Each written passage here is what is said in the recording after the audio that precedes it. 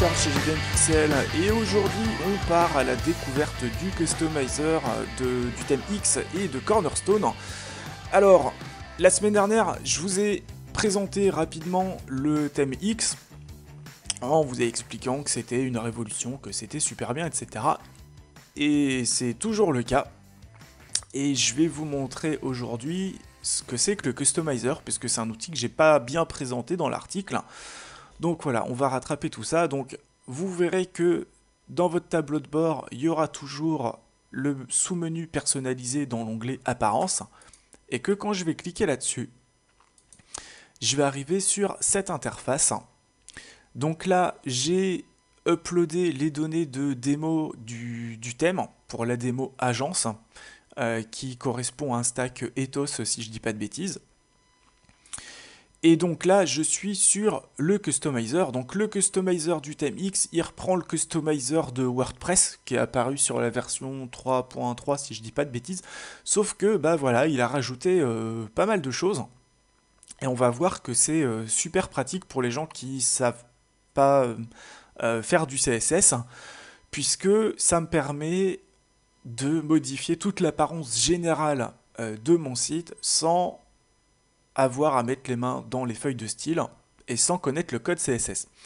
Donc là, par exemple, je suis donc sur la page d'accueil de la démo agence du thème X et je vois que je peux changer le stack. Donc un stack, c'est quoi? C'est un ensemble de directives CSS qui vont créer un style particulier. Donc pour le site, donc là j'étais sur Integrity, là je suis passé sur Renew. Donc on voit pas très bien ce que ça change, puisque sur la démo, il y a déjà pas mal de choses qui sont paramétrées en dur sur la page, ce qui n'est pas forcément une bonne chose, on verra ça dans un autre tutoriel. Donc je vais me remettre sur Ethos, mais en gros ça vous permet de changer radicalement l'apparence de votre site. Donc je vais vous donner un exemple tout bête. Ce bouton ici, si je veux en changer la couleur, eh ben, je vais sur l'encart bouton et puis je vais mettre par exemple du jaune. Voilà, et là la couleur de fond de mon bouton, elle est devenue jaune. Si je veux changer le hover, je mettrai par exemple du rouge. Voilà, je vais cliquer sur rouge, je me prends pas la tête. Et là mon hover il devient rouge avec un joli petit effet de fondu. Bon, après je peux personnaliser les bords, l'ombre, etc. Je peux changer ce texte qui est ici, mais je peux changer des choses aussi beaucoup plus radicales. Par exemple, la largeur de mon site. Ici, mon site il fait 1170 pixels de large. Si je trouve que c'est trop et que je veux faire, je sais pas moi, un site pour les mobiles, voilà, je vais me faire un truc tout fin. Alors évidemment, le menu là-haut, on le laisserait pas comme ça. Mais voilà, je peux tout paramétrer dans cette interface-là.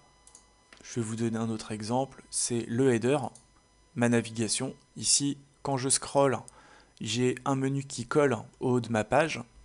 Mais si j'avais envie d'avoir la navigation par exemple à gauche, j'ai juste un bouton sur lequel je dois cliquer pour avoir un menu à gauche. Je peux le mettre à droite, etc. etc. Mon logo ici, il est au-dessus de ma navigation, mais je pourrais très bien le mettre sur la gauche. Voilà, avec les boutons à côté. Alors évidemment, bien sûr, il faudrait retoucher un petit peu au réglage du menu, puisque ici, tout a été paramétré pour cette version de démo. Mais en gros, vous avez compris, je peux tout changer. Je fais à peu près ce que je veux. Par exemple, ici, j'ai un titre de niveau 2, si je dis pas de bêtises. Ouais, c'est un H2. Si j'aimais pas la typo ou la taille des caractères, je vais dans le menu typographie. Et puis, je peux modifier ça. Voilà, si je veux mettre des titres, j'en sais rien, moi, bleu. Boum. Voilà.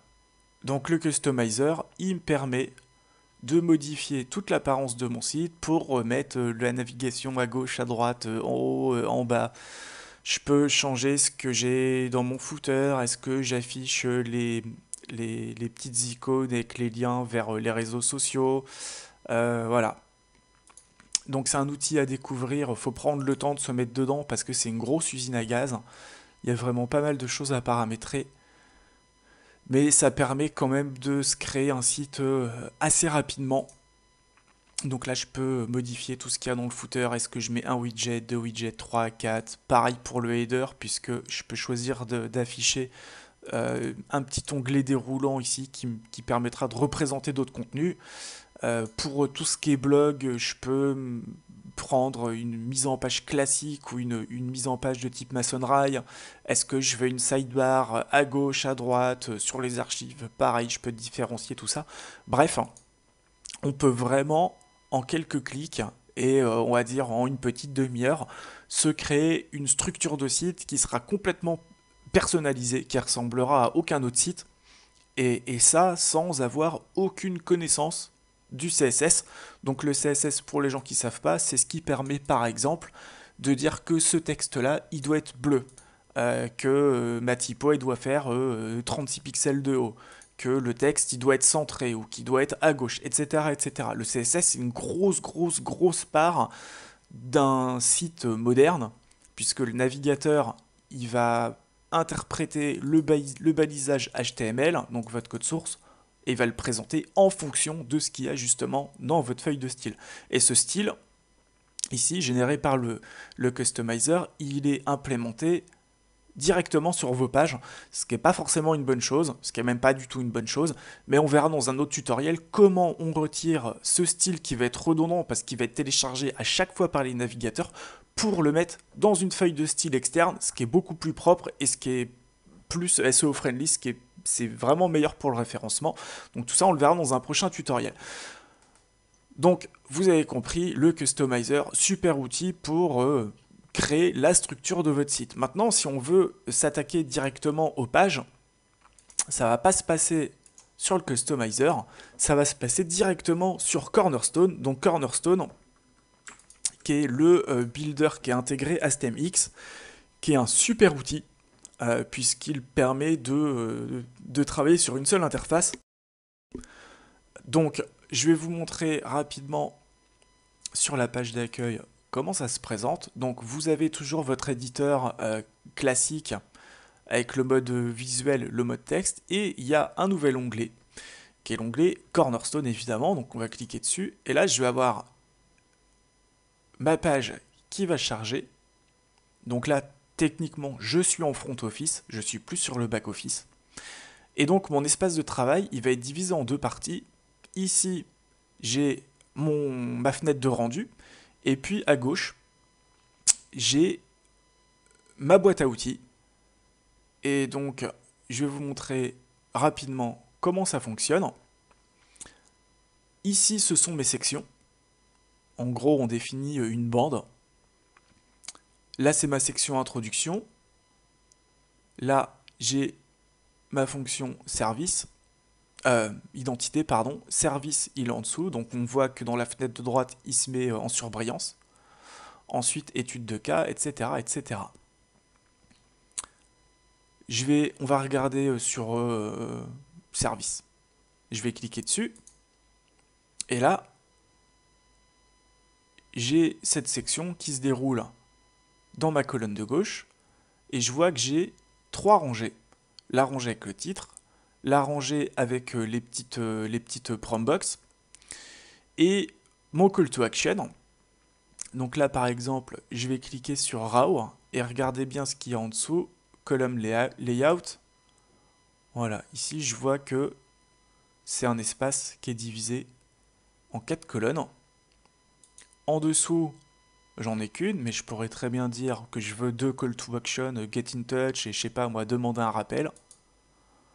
Voilà, et donc j'aurai simplement à rajouter un contenu dans ce nouveau conteneur. Donc pour ajouter un contenu, vous allez voir que c'est pas bien compliqué. Je vais cliquer sur cette icône, je vais rajouter un bouton, je le drague ici, je le relâche, et j'ai mon bouton qui vient d'apparaître.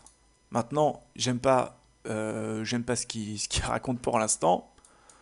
Demander un devis, hein, peu importe. Je vais mettre l'adresse, donc ça doit pointer vers https voilà, vous mettez l'adresse qui correspond. Je peux rajouter un title à ce lien-là. Ici, lui, il a le style par défaut qui est défini justement dans le customizer, mais c'est quelque chose que je peux écraser. Donc ici, c'est un bouton par défaut, mais si je voulais mettre un bouton flat, c'est-à-dire sans les effets de bord, ou même transparent, un bouton squelette, bah vous voyez, c'est pas bien compliqué, j'ai juste ça à gérer avec le petit bouton select là. Je veux mettre un bouton plus arrondi ou un bouton pilule. Je veux qu'il soit, je dis une bêtise, petit, voilà. Je veux rajouter un cercle autour ou pas, bon moi c'est un truc que je déteste donc je le mets jamais. Je veux rajouter une icône dedans avant et je veux mettre, non pas Apple, Android. Voilà, j'ai mon petit Android qui apparaît. Bon du coup maintenant je trouve qu'il est trop petit, on va se mettre un truc un peu plus gros. Voilà, qu'on le voit mieux. Et puis voilà, puis je peux tout changer. Si la couleur me plaît pas, bah, j'ai juste à la modifier un petit peu plus bas. Et puis vous verrez qu'on peut faire des choses un petit peu plus avancées, comme par exemple lui rajouter une classe CSS ou un identifiant pour le retravailler proprement dans une feuille de style ou dans l'onglet style. On va voir ça dans 2 minutes. Donc vous avez compris, ça permet de construire des pages de façon hyper rapide. Si je veux éditer le texte, j'ai juste à cliquer sur le texte. Et puis là, bah, voilà, j'ai juste à mettre mon super texte. Et ça apparaît donc en temps réel sur ma fenêtre de visualisation. Quand j'ai fini, j'ai juste à cliquer sur sauvegarde. Je vais retourner sur la partie layout. Et puis, bon, je me suis fait ma première page. Je suis content, mais je me dis, peut-être que je devrais mettre, je dis une bêtise, peut-être que nos services, ça devrait être avant ce bloc-là. Ben, j'ai juste à le prendre, je le remonte ici, et terminé. Voilà, c'est fait. Il est bien passé au-dessus. Voilà. Et de la même façon, quand je suis sur ce type d'élément, je vais retourner sur mes colonnes, je vais retourner sur le layout, et mes colonnes, elles sont là.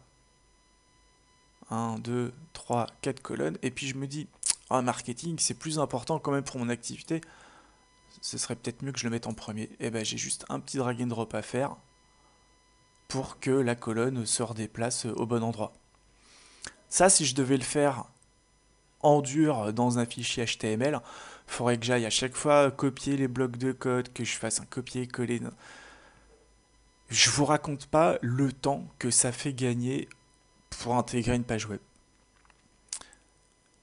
Sachant que, en général, quand on design une page web, on commence sur un bloc-notes, on se fait un petit dessin, voilà, vite fait un petit SketchUp. Ensuite, on fait une maquette avec un outil comme Photoshop, et puis après, on passe à l'intégration. Ce qu'il y a de vraiment formidable avec Cornerstone, c'est que quand j'ai fini de faire une page, je peux l'enregistrer dans le menu template pour dire que je vais l'appeler ma page d'accueil. Ma page d'accueil, voilà. Et je l'enregistre dans ma librairie en tant que page.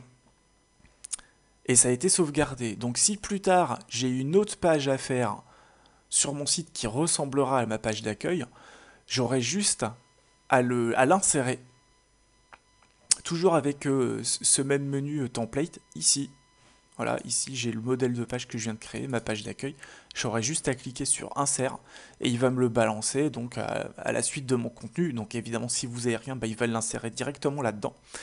Et puis je peux aussi enregistrer juste des blocs. Donc si je me mettais sur une page vierge, je me fais un bloc de page super top en fonction de voilà, ce que je veux faire.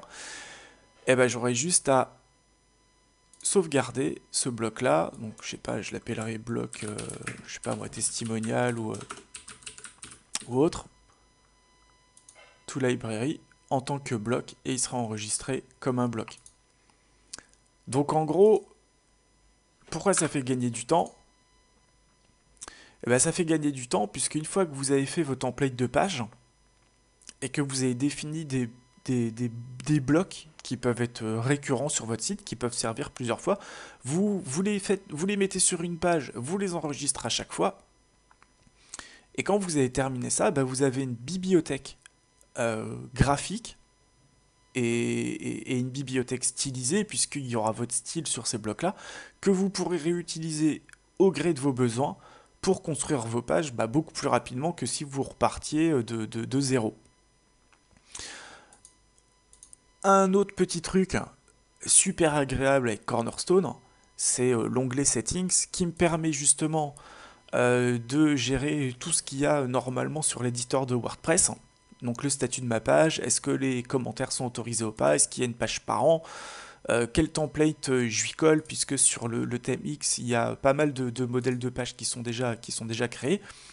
Des réglages propres à X, rajouter une classe CSS au body, euh, faire des pages pour une navigation one page, changer le background. Je peux aussi rajouter des textes responsifs pour que la taille de mon texte se modifie en fonction de la résolution de l'écran de mon utilisateur. Il y a aussi le customizer, bon ici qui renvoie, c'est un reliquat d'une ancienne version de Cornerstone, c'est un truc qui sert plus. Mais surtout, moi ce que je préfère c'est ça, c'est les custom CSS. Pourquoi? Parce que pour intégrer une page web proprement, le CSS, on évite de le coller directement dans le code source. On va le mettre dans un fichier externe, dans un thème enfant par exemple, dans un fichier qu'on appelle une feuille de style. Et c'est ultra pénible de commencer à faire par exemple un bouton, et puis voilà, ce bouton, je me dis tiens, je vais m'en servir plusieurs fois, je vais l'appeler, je sais pas moi, GDM-CTA ou juste CTA. Donc je lui collerai par exemple une classe que j'appellerai .cta. Donc là, vous voyez, il en a une déjà qui s'appelle xbtnalt. Et puis, je sais pas, moi, CTA. Et il faudrait que j'aille sur ma feuille de style, et puis que j'écrive .cta, et puis que je paramètre tout son style. Puisque ici, je peux le rentrer inline, mais ça, c'est un truc qu'on fera pas. Sauf que, sur Cornerstone, ils ont prévu le coup pour pas que j'ai à jongler entre ça, mon client FTP, ma feuille de style et tout, et ben j'ai juste ce petit bouton magique, Custom CSS. Je vais mettre .cta et je peux mettre mon style directement là-dedans. Et puis je vais mettre par exemple text transform uppercase.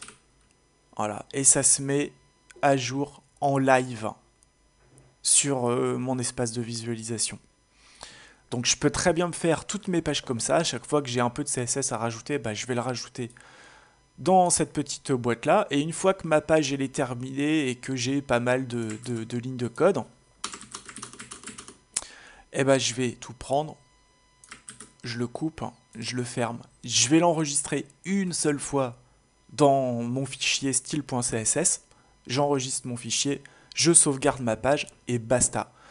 Voilà, donc si vous utilisez cet outil-là pour vous faire vos blocs de pages, votre bibliothèque en fait pour votre site, et puis que vous travaillez proprement avec une feuille de style à côté dans lequel vous collez vos CSS une fois parce qu'il y a ce truc absolument génial qui permet d'économiser énormément de temps parce qu'on perd vachement de temps quand on fait du design web à jongler entre plusieurs interfaces. Là, vous avez tout sur une seule page. Il n'y a pas à se prendre la tête avec alors à quoi ça ressemble en front office.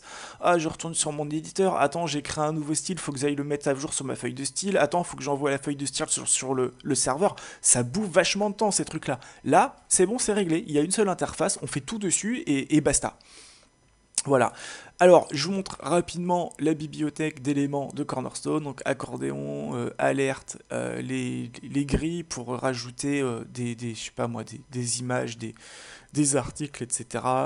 Les cartes, les compteurs. Enfin, il y a plein de trucs. Franchement, c'est de la bombe. C'est de la bombe, ça permet. Il y a tous les trucs que vous retrouverez sur les sites modernes. Il y a tout. Il y a tout. Les galeries, des vidéos, images, des textes, des trucs plus techniques aussi, parce que des fois on a besoin de mettre un JavaScript en brut sur une page. Vous pouvez tout faire avec ce truc-là. J'ai bossé dessus pendant 5-6 mois cet été. J'ai passé franchement des centaines d'heures dessus. Je l'adore ce truc. Pour moi, c'est l'outil ultime du designer web. C'est vraiment super agréable de travailler avec. Ça fait gagner vachement de temps, ça simplifie la vie. Et pour vos clients, bah, s'ils ont des petites mises à jour à faire, ils n'ont pas besoin de vous appeler et puis de vous demander, voilà, puis de raquer aussi. Donc vous apportez une grosse valeur ajoutée quand même à votre clientèle, si vous êtes designer évidemment, c'est que bah, vous leur donnez un petit peu plus d'autonomie que si c'était un truc complètement fait en dur. Et pour, je sais pas moi, les associations, les petites entreprises qui veulent un système pour se faire un site rapidement sans mettre des milliers d'euros sur la table, bah, ça marche. Et ça fait bien le boulot. Alors après, il y a un reproche que je fais à cet outil. Et c'est pas un petit reproche, c'est quand même un gros reproche. C'est que si on utilise l'outil à fond en mode je m'y connais pas trop quand même, eh ben on va rajouter plein de CSS inline dans le code source et ça c'est pas bien. C'est pas bien du tout pour le référencement. Euh, En gros, pour avoir une page qui soit crawlable facilement par les robots des moteurs de recherche, il faut avoir le moins de code possible et le plus de texte possible. Alors évidemment, pour un thème moderne, c'est normal d'avoir plus de code source sur les thèmes modernes parce que bah, on n'est plus au 56K, hein, on n'est plus au 512K étendu. Maintenant, on a la fibre optique dans à peu près toutes les villes. Donc le poids des pages web, c'est normal qui s'alourdissent. C'est complètement logique. Mais c'est pas une raison pour faire les bourrins et balancer plein de CSS inline dans le code source. Je sais pas si ça va se voir ici. Ah, j'essaye de vous en trouver un. Bon, là j'ai du bol, c'est pas le cas. Mais c'est pas bon si vous voulez de. Ah, et je vais vous donner un exemple. Voilà, ce bouton. Ici, par exemple, je pourrais mettre texte transform uppercase. On va faire la même chose que sur l'autre bouton. Voilà. Et ici, mon texte, il est passé en capital seulement. Où est-ce qu'il est? Nanana, voilà, le style, il est là. Il a été rajouté ici. Ça, pour le référencement, c'est pas bon. C'est pas bon. On veut pas rajouter plein de styles comme ça, comme en mode bourrin dans le code source. De la même façon, je vais vous le montrer sur Chrome. Tout ce que vous mettez à jour dans le customizer, ça va se retrouver dans le head. Ici, là, tout le code, là, tout le gros bloc de code, c'est généré par le customizer. Et ça, c'est pas bien pour le référencement. Faut qu'on ait le code source le plus léger possible. Donc c'est le seul défaut qu'il a, cet outil. C'est qu'il va vous générer un code qui est un peu lourd. Alors il faut relativiser avec l'essor du web moderne, entre guillemets. C'est normal aujourd'hui d'avoir des pages qui soient un petit peu plus lourdes qu'auparavant. Mais si on veut vraiment bien optimiser son code pour le référencement, il faut éviter autant que possible d'utiliser tout ce qui va rajouter du CSS inline dans le code. Donc il faut travailler avec ça. Mais évidemment, pour faire ça, il faut connaître un petit peu le CSS. Donc en gros, pour les designers web, c'est une bombe atomique cet outil-là. Et pour les gens qui ne sont pas designers, ça permet quand même de faire un site assez rapidement et sans se prendre de la tête avec le code. Est-ce que j'ai oublié des trucs? Oui, j'ai oublié plein de trucs forcément. Mais il faut passer une petite heure sur l'outil pour bien le connaître. Dans l'article que j'ai rédigé sur le thème, je vous présente à peu près toutes les fonctionnalités, puisqu'on peut rajouter aussi plein d'extensions, plein de modules, on peut faire énormément de choses. Mais en gros, ce que je voulais vous montrer, c'est que vous avez une seule interface de travail pour générer à la fois ce qui se passe sur votre back-office avec les réglages de WordPress, les réglages du thème. Vous avez accès à toutes les sections, vous pouvez vous monter une vraie bibliothèque et puis vous avez votre rendu sur une seule interface. Donc vous gagnez énormément de temps pour la conception de votre site, enfin pour l'intégration, puisque si on fait une conception comme il faut, d'abord on fait les maquettes et après on fait l'intégration. De tous les thèmes WordPress que j'ai testés, c'est le plus agréable. C'est le plus agréable à manipuler, c'est le plus agréable à utiliser. Le seul bémol, justement, c'est sur le référencement où effectivement il faut faire super gaffe à pas surcharger le code source. Mais globalement, c'est du bonheur. Si vous téléchargez ce thème-là pour vous monter un site pour un club de sport, une petite entreprise, vous pourrez tout faire et sans être un webmaster chevronné. Voilà, je vous mets le lien en dessous de l'article si vous voulez découvrir le thème chez ThemeForest.